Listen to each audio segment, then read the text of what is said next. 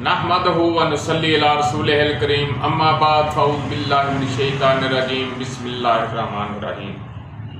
नाज़रीन, आज आपके सामने वो 10 पॉइंट बयान कर रहा हूँ जो कि आपकी सेहत के लिए इंतहाई ज़रूरी है और ख़ासकर जो मरीज़ हज़रात हैं उनके लिए तो बहुत ही ज़रूरी है। बाकी जो मरीज़ नहीं हैं, तंदुरुस्त हैं, अल्लाह उनको हमेशा तंदुरुस्त रखे, वो भी इन 10 बातों पर ज़रूर अमल करें। उनके लिए भी इंशाअल्लाह बहुत फ़ायदेमंद साबित होंगे। नंबर 1, शदीद भूख के बगैर ग़िज़ा ना खाई जाए। शदीद भूख के बगैर ग़िज़ा ना खाई जाए। नंबर 2, एक बार ग़िज़ा खाई जाए तो कम से कम 6 घंटे तक कोई चीज़ नहीं खानी चाहिए। कम से कम 6 घंटे से पहले ग़िज़ा जो है वो नहीं खानी चाहिए। नंबर 3, जो ग़िज़ाएँ खिलाई जाएँ उनको खूब अच्छी तरह पका लें। कच्ची ग़िज़ाएँ इस्तेमाल ना की जाएँ मा सिवाय फ्रूट के। सब्ज़ियात जो हैं उनको हमेशा पका कर खाया जाए और सही गला कर खाया जाए। गोश्त को भी सही गला कर खाया जाए। नंबर 4, ग़िज़ाओं को इस कदर ना भूनें कि वो स्याही माइल हो जाएं। नंबर 5, ग़िज़ाएँ ताज़ा और साफ़ इस्तेमाल करें। नेज़ ग़िज़ा अच्छी तरह चबाएं, यानी दांतों में अच्छी तरह उसको चबा कर खाएं। जल्दी जल्दी खाने की कोशिश ना करें। चाहे साथ बैठा आदमी पूरी डिश जो है वो खा जाए, इस बात की फ़िक्र ना करें। थोड़ा कम खा लें लेकिन उसको चबा कर ज़रूर खाएं।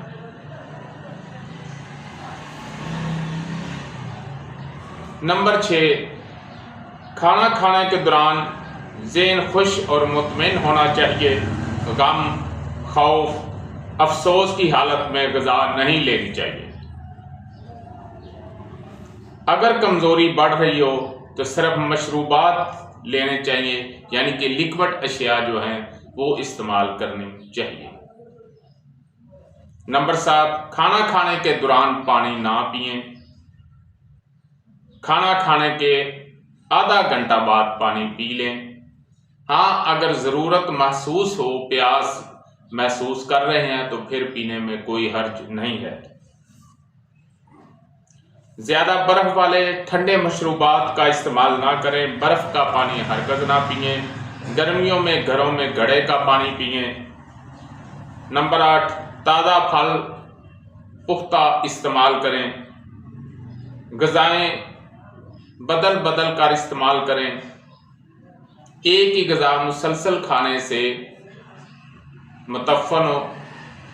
मैदे में मुतफ़न पैदा हो जाता है और मुतफ़न शुदा जो यानी कि वो रतूबत है वो आपके लिए कई बीमारियों को पेशे खैमा कर सकती है। नंबर 10, जो मरीज़ परहेज़ ना करे उसको दवाई भी नहीं खानी चाहिए। तो ये 10 चीज़ें हैं जो कि मरीज़ पर भी लाज़म है। जो तंदुरुस्त हैं वो भी कोशिश करें इन चीज़ों पर अमल करने की, तो इनकी सेहत इंशाअल्लाह बेहतर रहेगी। वमा अलैना इल्लल बलाग। नाज़रीन, अगर आपको हमारी वीडियो अच्छी लगी तो हमारे चैनल को सब्सक्राइब करें, लाइक करें, शेयर करें, ताकि कानून तिब और कानून फितरत के मुताबिक हमारी हर वीडियो आप तक पहुंचती रहे। शुक्रिया।